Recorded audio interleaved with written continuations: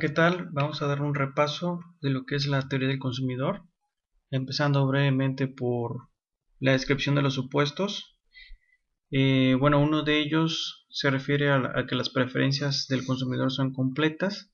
Esto quiere decir que el consumidor puede generar una serie de alternativas cuando se enfrenta a una serie de canastas de consumo. Por ejemplo, digamos que el consumidor puede preferir una canasta A una canasta B, o puede preferir la B a la canasta A, o simplemente puede ser indiferente entre la canasta A y la B. La transitividad es otro de los supuestos para construir la teoría del consumidor. Esto significa que sus decisiones son lógicas. Un ejemplo sería si A se prefiere a B y B se prefiere a C, entonces, por mera lógica, la canasta A se prefiere a la canasta C. Otro de los supuestos es que todos los bienes son buenos o son deseables. Y esto de alguna manera nos explica que más se prefiere a menos.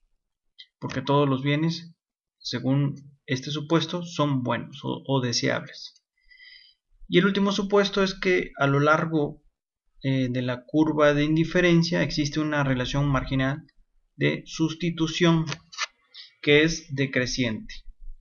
Veamos ahora la forma que adquiere una curva de indiferencia. Ya mencionamos que la curva de indiferencia es la representación gráfica de las preferencias de un consumidor por dos bienes, en este caso digamos el bien Y y el bien X. En el punto C observamos que existe una gran cantidad del bien Y, para ser exactos 16 unidades del bien y tan solo una unidad del bien X. Lo que quiere decir es que al pasar del punto C al punto B, bueno, como tiene abundancia del bien Y, el consumidor está dispuesto a sacrificar una gran cantidad de unidades del bien Y por obtener una unidad del bien que es escaso. En esta situación del bien X. Al pasar del punto B, en donde únicamente le quedan 10 unidades del bien Y 2 unidades del bien X, al pasar del punto B al D, bueno, pues digamos está dispuesto a renunciar a una cantidad menor del bien Y. En este caso, tan solo a 4 unidades para obtener una unidad adicional más del bien X. Y al pasar del punto D al punto E, ¿qué sucede? Bueno, en el punto D hay 6 unidades, le quedan 6 unidades del bien Y contra 3 unidades del bien X. Como podemos apreciar, el bien Y se le está haciendo escaso. Y como se le está haciendo escaso, está dispuesto a renunciar a cada vez menos cantidad del bien Y para obtener una unidad adicional del bien X. Es decir, le concede un valor mayor al bien que se le está haciendo relativamente más escaso. Esa es la interpretación. Por eso decimos que a lo largo de la curva de indiferencia existe una relación marginal de sustitución que es decreciente. Ya explicábamos que para pasar del punto C al punto B, el consumidor, como tiene abundancia del bien Y, bueno, está dispuesto a sacrificar una gran cantidad de este. En este punto específico, renuncia a 6 para obtener una unidad adicional del bien X.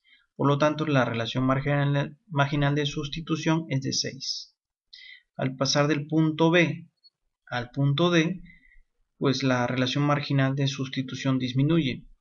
¿Por qué? Porque renuncia a 4 unidades del bien Y para obtener una unidad adicional del bien X. 4 sobre 1 pues es 4. De hecho, si miramos hasta el final, al pasar del punto E al punto F, tan solo está dispuesto a renunciar a una del bien Y por una unidad adicional del bien X. Es decir, la relación marginal de sustitución es de 1. Por eso decimos que a lo largo de la curva de indiferencia hay una relación marginal de sustitución que es decreciente. Observemos otros casos como este y hagamos la pregunta siguiente. ¿Puede las curvas de indiferencia explicar o describir las preferencias del consumidor? Bueno, para responder a esta pregunta vamos a utilizar estos dos ejemplos en donde un consumidor desea comprar un automóvil y él valora diferentes cosas en un automóvil. Aquí vamos a suponer que valora el diseño del automóvil y los atributos de seguridad que éste tiene. Observamos también una cosa, en su lado izquierdo observan una curva de indiferencia con una pendiente bastante vertical y la que está a su mano derecha con una pendiente bastante plana, casi horizontal. ¿Qué significa esto? Bueno, pues que en el primer caso, el que está a su mano izquierda, se trata de un consumidor que está dispuesto a sacrificar muchos elementos del diseño del coche por obtener una unidad adicional que le dé seguridad en el coche. Es decir, es un consumidor que prefiere la seguridad al diseño del coche. Y en el lado opuesto tenemos una curva de indiferencia bastante plana. En este caso, digamos que está dispuesto a sacrificar muy poco diseño para obtener unidades adicionales de seguridad. En esta situación está dispuesto a sacrificar una unidad de diseño a cambio de 3 unidades de seguridad. Es decir, él valora mucho el diseño. Es un cliente, es un consumidor que se inclina más por el diseño atractivo del coche que por los atributos de seguridad. En el ejemplo, estaría dispuesto a sacrificar uno si le dan 3 elementos de seguridad. Es decir, 1 de diseño por 3 de seguridad, porque valora mucho el diseño y está muy poco dispuesto a sacrificar diseño por más seguridad.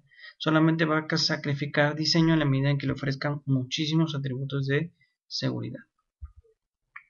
Y los casos extremos son estos, los bienes sustitutos perfectos y los bienes complementarios. Vamos a empezar con el primero. Este es un típico caso en donde el consumidor está dispuesto a sacrificar un vaso de manzana por un vaso de zumo de naranja. En este caso, la relación marginal de sustitución es constante igual a 1, es decir, sacrifico un vaso de manzana por obtener un vaso de naranja. 1 sobre 1 es igual a 1. Y es constante en cualquiera de las curvas de indiferencia. Por ejemplo, en la 3, sacrifico 3, pierdo 3 vasos de manzana, pero obtengo 3 vasos de naranja. 3 sobre 3 es igual a 1. Pero no siempre van a ser en las mismas, digamos, en las mismas equivalencias. Digamos, esta tiene una pendiente más vertical que la pasada, como pueden observar. ¿Qué es lo que pueden apreciar aquí? Bueno, pues que digamos que este es un consumidor que elige entre cervezas y vasos de whisky y dice el consumidor, bueno, yo solamente, para mí es un sustituto, para mí me da igual 2 cervezas que un vaso de whisky, o 4 cervezas por 2 vasos de whisky, o 6 cervezas por 3 vasos de whisky. Si dividimos 2 sobre 1 nos va a dar 2, y si dividimos 6 sobre 3 nos va a dar 2. Por lo tanto, la relación marginal de sustitución es constante e igual a 2. Y tenemos el caso de los complementos perfectos. Esto es lo que se conoce solución de esquina. Son las curvas de indiferencia, son ángulos de 90 grados en donde, bueno, un bien se consume en proporciones iguales, es decir, un zapato izquierdo por un zapato derecho. De nada me sirve tener 2 zapatos izquierdos si no tengo 2 zapatos derechos. Es decir, manteniendo constante un zapato del pie derecho, si tú me das un zapato adicional del izquierdo, pues no me va a dar como resultado una mayor utilidad. De hecho, voy a estar sobre la misma curva de utilidad. No me hace más feliz. Me va a hacer más feliz si tú me das otro zapato del pie derecho. Entonces tendré dos izquierdos y 2 derechos. Podemos ver otro ejemplo. Por ejemplo, digamos este, Este consumidor solo consume una taza de café con, eh, con 2 cucharadas de leche en polvo. ¿Sí? Si le das una cucharada de café en proporciones equivalentes, él la va a combinar con 2 leches en polvo. De nada le sirve tener más café si no tiene más leche en polvo. En este caso, únicamente va a aumentar su bienestar si consume 2 tazas de café con 4 cucharadas de leche. En términos generales, ese podría ser el resumen de lo que es la teoría del consumidor. Espero que les haya servido. Si les gustó, pues denle like al video.